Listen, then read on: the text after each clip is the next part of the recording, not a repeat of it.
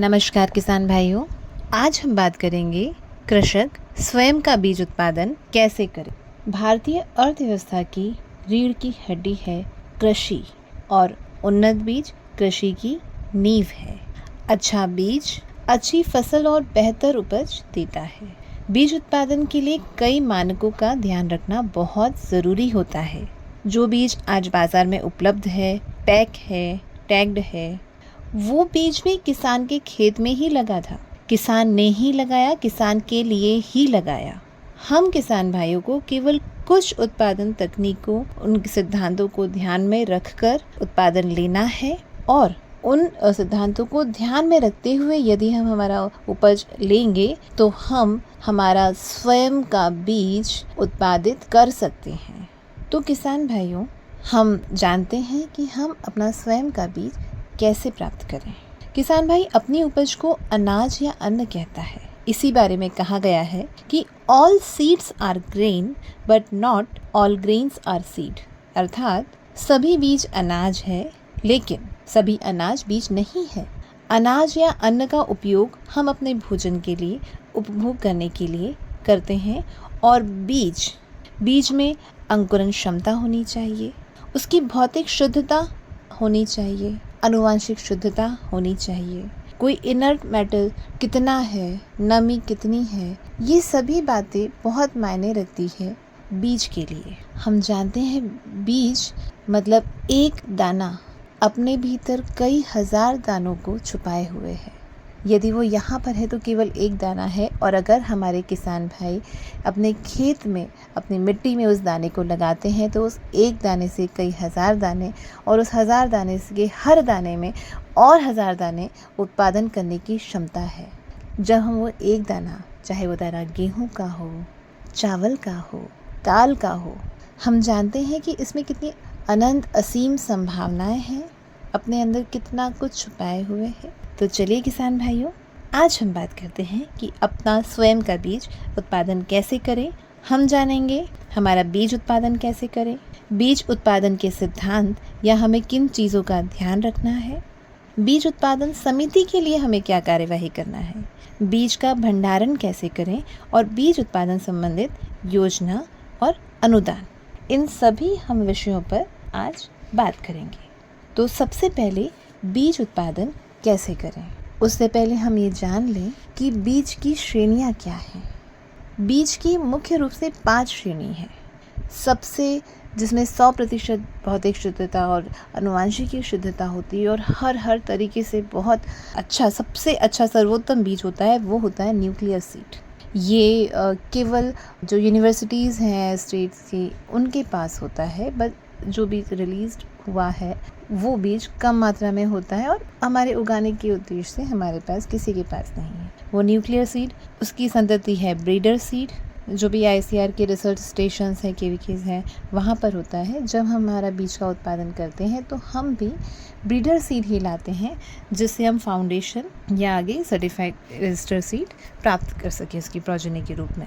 फिर आता है फाउंडेशन सीड, फिर रजिस्टर्ड और सर्टिफाइड सीड। ये उसकी अलग अलग श्रेणियां हैं बीज की। तो हमें बीज उत्पादन के लिए ब्रीडर सीड श्रेणी का बीज लाना है और उसे उत्पादित करना है। पहले हम इसमें ध्यान रखें कि हमारी जो फसलें हैं वो 2 प्रकार की होती हैं। कुछ स्वपरागित फसलें हैं और कुछ परपरागित फसलें हैं। अगर हम उत्पादन कर रहे हैं स्वपरागित फसलों का तो इसका हम सामान्य रूप से बहुत आराम से कर सकते हैं, क्योंकि इसमें जो आइसोलेशन, पृथक्करण दूरी है, उसमें बहुत ज़्यादा अंतर नहीं रखना होता है दूसरी किस्मों से या अन्य फसलों से। केवल कुछ मीटर, 3 मीटर, 5 मीटर, इतना लगभग पर्याप्त होता है बीज उत्पादन के लिए। और जबकि जो क्रॉस पॉलिनेटेड वैरायटी होती है, इसमें 400, 500, 1000 मीटर तक की पृथक्करण दूरी उस फसल की अन्य किस्मों से रखना आवश्यक होता है।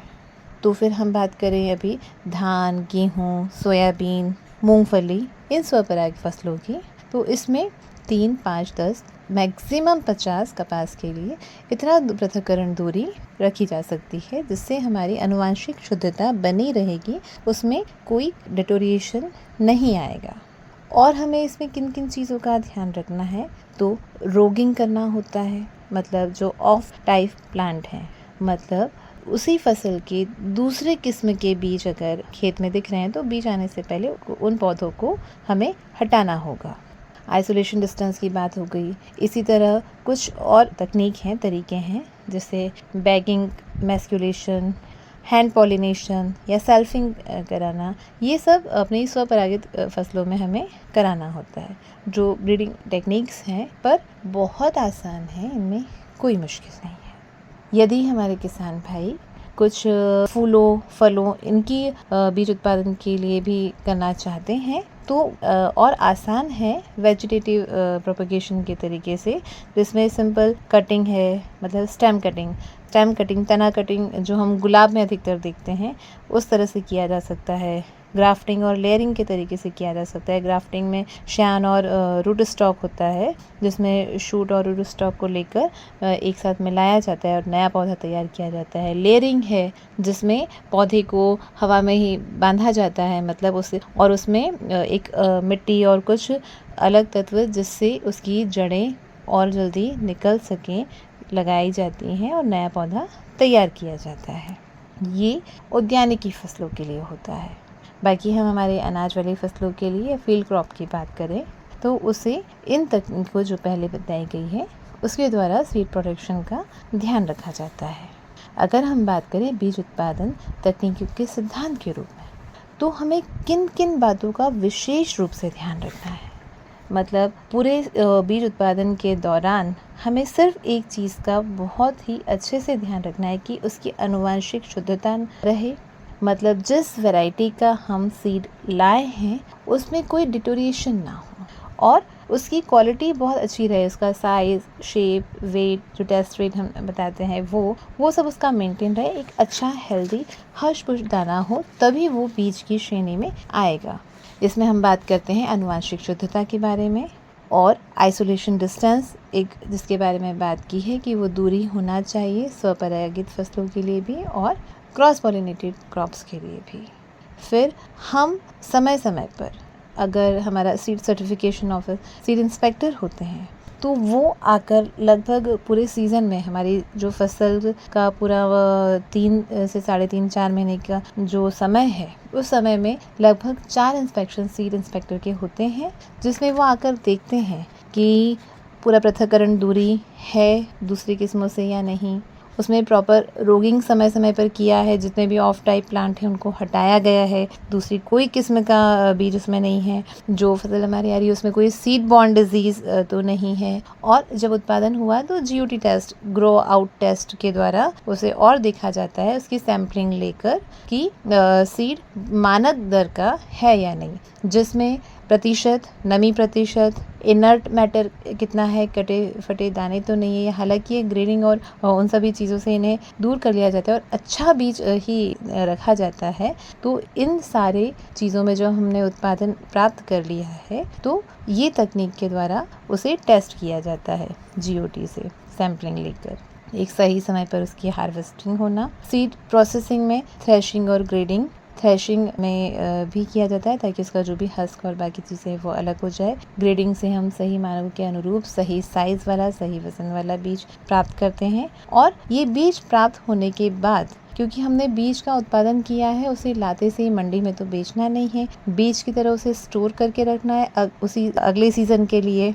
आज हमने सोयाबीन का अगर बीज प्राप्त किया है तो उसे अगले साल तक स्टोर रखना है। तो इसे भंडार नियमों का भी ध्यान रखना है कि वो पूरी तरह से फ्यूमिगेंट किया हुआ हो, उसमें चूहे ना हो, कोई सीड बॉर्न डिजीज से पुराना ग्रसित ना हो, पूरा साफ सुथरा हमारा गोडाउन है जिसमें हम उसे स्टोर करके अगले साल तक के लिए 8 से 9 महीने हमारे बीज को व्यवस्थित तरीके से रख सके, ना उसमें घुन लगे, ना उसे चूहे खाएं, तो हमारा बीज अगले साल तक के लिए रखा जा सकता है।